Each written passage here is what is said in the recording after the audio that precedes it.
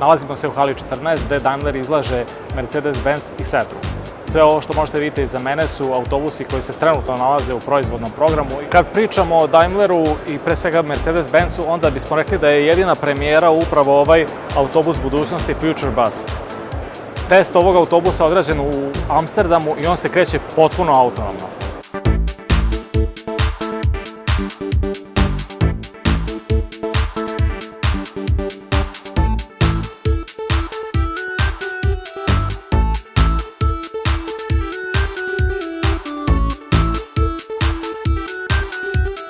Kada izuzmemo Future Bus, svi ostali autobusi su već viđeni široj javnosti, pa tako su predstavljeni turistički Turismo M,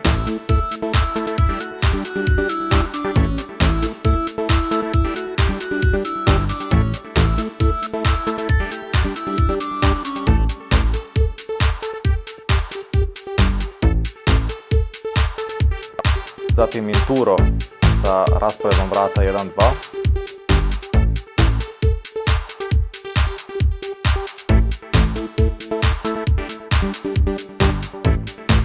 gradski autobus na gas Citaro NGT koji je inače učestvovao u takmičenju za Bus of the Year.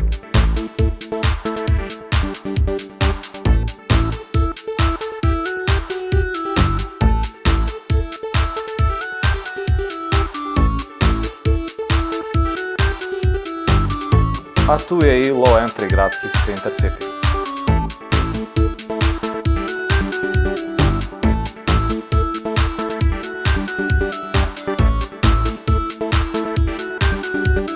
Kada je u pitanju drugi Daimlerov brand Setra, mogli smo da vidimo ovaj put troosovjenski niskoulazni autobus S518 LE Business.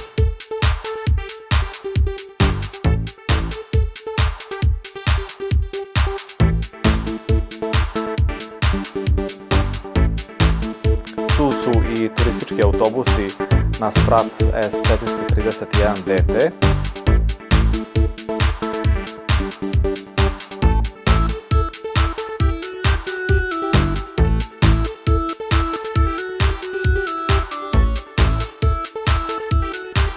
Top klas model S516 HDH u VIP konfiguraciji i 22 sedišta.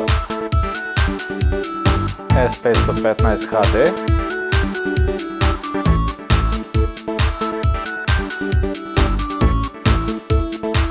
kao i S516 MD sa vratima pozadu.